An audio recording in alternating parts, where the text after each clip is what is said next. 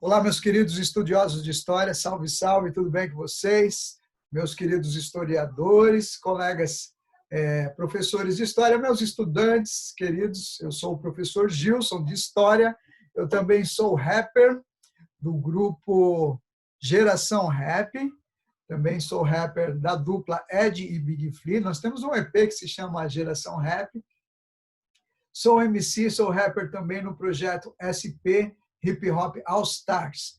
E sou professor de História, licenciado, e fiz licenciatura pela Universidade Bandeirantes, que depois foi adquirida pelo Grupo Anhanguera, aqui de São Paulo.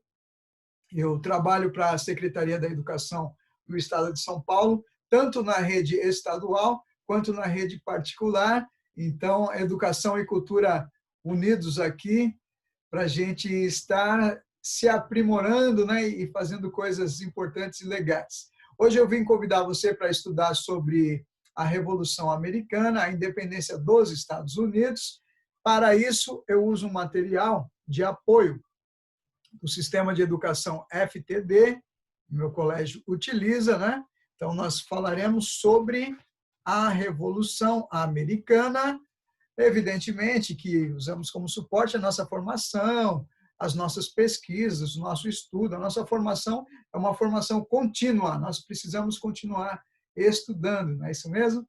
E fazendo pesquisas, eu descobri um material excelente dos nossos colegas da Secretaria de Educação do Estado do Pernambuco. Então, eu vou compartilhar com vocês aqui na tela um material muito bom. Desde já eu quero agradecer à Secretaria da Educação do Estado do Pernambuco, pedir licença para utilizar com muito respeito esse material ótimo, produzido pelos nossos colegas de lá. Todos são bem-vindos a esta aula. Pretendo visitar o Pernambuco, tá? Em breve, se tudo correr bem, pretendo visitar o Pernambuco, aonde nasceu a minha irmã Letícia, aonde nasceu o meu irmão Ivanildo. Tenho família numa cidade pernambucana chamada cidade de Salgueiro, talvez vocês conheçam, talvez não. Pretendo fazer o mesmo que a minha filha Marcela fez, visitar Porto de Galinhas, quero conhecer Olinda e Recife, onde houve a ocupação holandesa, não é isso mesmo, durante 30 anos, aquela arquitetura linda, maravilhosa, a primeira sinagoga do Brasil, no estado de Pernambuco, gostaria de conhecer. Um dia eu vou lá, gente. Aliás, vou aí, em Pernambuco, tá? Então, muito obrigado. Bom, vocês, meus queridos estudantes de História, hoje nós vamos falar sobre a independência das 13 colônias inglesas na América. Todos são muito bem-vindos. Então, iniciando com vocês, quais são os passos para a independência americana? Como são 13 colônias, os nossos colegas que produziram esse material, essa projeção de slide, eles produziram 13 degraus, 13 passos que levam à independência americana. Primeiro passo seria o quê? Seria a Guerra dos 7 Anos. A Guerra dos 7 Anos foi uma guerra entre a França e a Inglaterra, disputando territórios, inclusive ali mesmo no norte da América. Você sabe que a França colonizou alguns territórios lá, tem um estado americano chamado Louisiana, que foi feito, esse nome em homenagem ao rei Louis da França, um daqueles da dinastia dos reis, rei Luís, né? Luís XIV, Luís XV, Luís XVI, não é isso mesmo? Então, a Louisiana é homenagem a um desses reis. O Canadá, você sabe que o Canadá, eles foram colônia da França, eles falam francês e inglês, né? Então, falaremos um pouquinho sobre isso, já trazendo mais algumas informações, aproveitando. O segundo passo, qual seria? O segundo degrauzinho. O parlamento inglês e a criação de novas leis. Leis que recrudesciam, que endureciam a exploração do território na América do Norte. Você sabe que, sendo colônia da Inglaterra, a Inglaterra é a metrópole, América do Norte, colônia da Inglaterra. Então, a Inglaterra se considera dona da América do Norte e explora aquele território. Os colonos que estão morando lá são ingleses, que vieram da perseguição contra os puritanos, dos cercamentos, quando fizeram cercamentos na Inglaterra e deram aquelas terras para a burguesia para criar ovelhas e produzir lã para a primeira Revolução Industrial. Então, muitos camponeses e muitas comunidades evangélicas de puritanos, de calvinistas, eles decidiram migrar para a América do Norte para tentar uma nova vida em um novo mundo. Até se diz que os Estados Unidos da América foram construídos sobre a Bíblia. Por quê? Porque os primeiros colonizadores eram evangélicos puritanos. Esses colonizaram o centro e o norte dos Estados Unidos de hoje, né? No sul, alguns já ligados mais à nobreza, à burguesia, com relações com a corte, com a coroa inglesa, e depois falaremos mais sobre isso. O terceiro passo, ou terceiro degrau, é a reação dos colonos americanos a essas leis, a essa criação de impostos, a esse endurecimento, às proibições de comércio com outras nações. Falaremos sobre isso. O quarto passo, o parlamento inglês aprova os atos de Townshend. Falaremos sobre isso. O quinto passo, o quinto degrau, falaremos sobre o massacre de Boston. Isso é um tema bastante importante que revoltou a população de colonos nas 13 colônias norte-americanas, e isso impulsionou para movimentos de organização que levaram à independência dos Estados Unidos da América, à Revolução Americana. O sexto passo, o sexto degrau, foi quando o parlamento inglês fez o decreto foram morar na América, mas mantiveram esses costumes, e a Inglaterra, então, começa a regular, a controlar, a criar impostos sobre o chá. Avançando com vocês, o sétimo degrau, o sétimo passo, é o Tea Party, que é a festa do chá em Boston, né? Então, falaremos mais especificamente sobre isso depois. O oitavo passo, o parlamento inglês cria decretos e leis que os colonos americanos chamam de leis intoleráveis. Então, cada vez mais endurecendo as leis, cada vez mais impostos, mais taxas, mais restrições, e eles consideraram essas leis intoleráveis. O nono passo, o primeiro Congresso da Filadélfia. Então, os norte-americanos, os ingleses da América do Norte, os seus descendentes, eles estão se organizando, criando instituições e pensando em situações para, inclusive, levar a uma emancipação, a uma independência dos Estados Unidos. Ainda não tinha esse nome, né? E por influência, inclusive, iluministas, falaremos sobre isso. O décimo degrauzinho, o décimo passo, já começam lutas, então, a Batalha de Lexington. O 11º degrau, o 11º passo, passou o segundo Congresso de Filadélfia, as coisas vão se organizando. O 12º passo, a Batalha de Bunker Hill. E, enfim, 13 degraus, 13 passos para a independência das 13 colônias dos Estados Unidos, a vitória dos americanos, dos ingleses americanos, né? Importante falar sobre isso, que eles são ingleses que migraram, que se moveram em direção à América do Norte para fazer a vida ali, baseada no trabalho, e prosperar, enriquecer, melhorar de vida num novo mundo. Porém, eles queriam mais liberdade, eles queriam aderir ao liberalismo que surgiu ali com as ideias do iluminismo e construir uma nação. Falaremos mais especificamente sobre essas coisas aqui na continuação. Então, vamos lá, avançando com vocês, que foi a Guerra dos 7 Anos. A Guerra dos 7 Anos foi uma luta entre a Inglaterra e a França pelo controle das terras do norte da América. Muito bem. Os ingleses queriam avançar para o oeste, porém, foram bloqueados pelos franceses. A guerra começou pela disputa de terra entre os dois países e cada lado usou nativos americanos. Eles cooptaram, eles convenceram nativos indígenas que moravam ali no norte da América, os Apaches, os Comanches. Você já ouviu falar de vários desses indígenas do norte da América, né? E se aliaram, alguns se aliaram aos aos ingleses, outros se aliaram aos franceses e participaram, enfim, dessa guerra. Continuando com vocês. Durante a Guerra dos Sete Anos, houve o Congresso de Albany, no ano de 1754, isso é o século XVIII. O século XVIII é considerado o século das luzes, então as ideias iluministas estão influenciando as mentalidades naquele momento.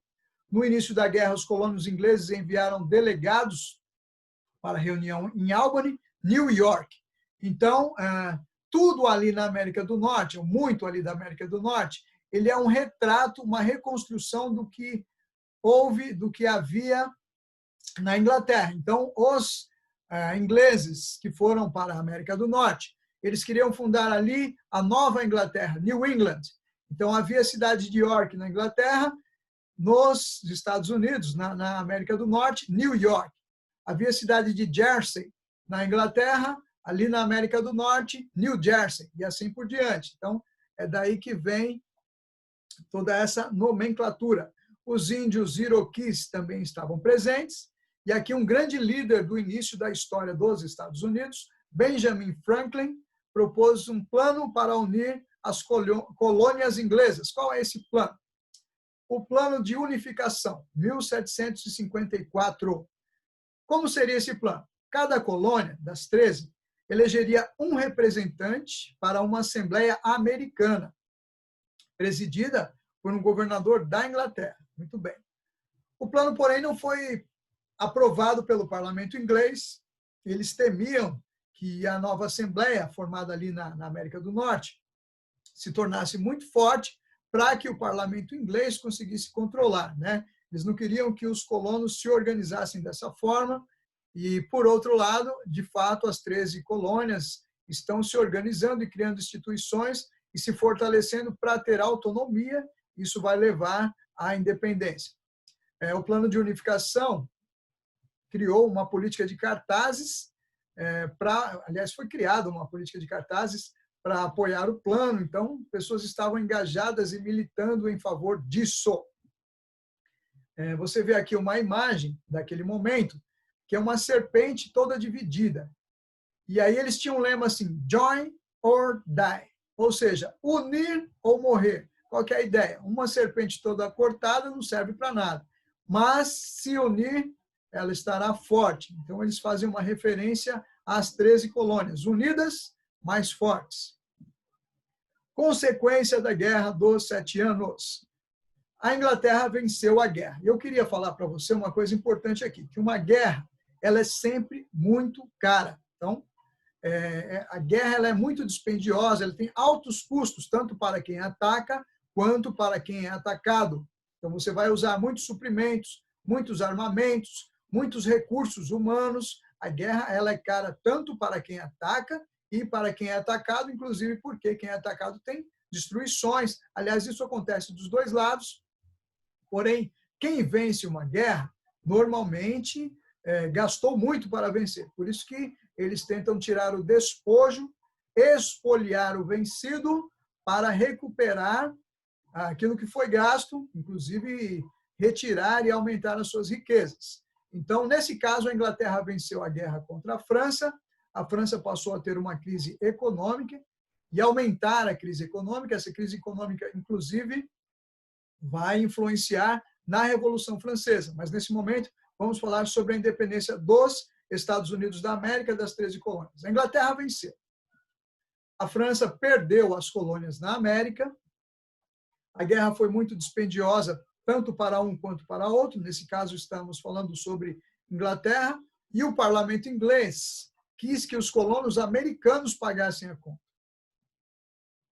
Segundo aspecto que nós vamos falar sobre isso é que o parlamento britânico cria novas leis. Então, a Proclamação Real de 1763 proibia para os colonos, os assentados, de avançarem para o oeste, atravessando as montanhas Apalachian, ali dos índios Apaches, e de entrarem no território dos índios. Então, os ingleses eles querem controlar mais a colônia norte-americana para poder, eventualmente, explorar mais riquezas dali por conta dos gastos que tiveram na Guerra dos 7 Anos. Criaram a Lei do Açúcar. que proibia a importação do rum e cobrava taxas sobre a importação do melaço que não viesse das Antilhas Britânicas. Então, aqui você está vendo duas coisas que vão deixar os colonos descontentes. Proibição para a importação de alguns produtos e de fazer negócio com outras nações. Segundo, taxas, impostos, tributos, tudo isso deixa as pessoas descontentes e esse descontentamento gerou muitas revoluções durante a história do mundo. E uma terceira coisa, falei duas, mas são três, uma terceira coisa, em que o monopólio das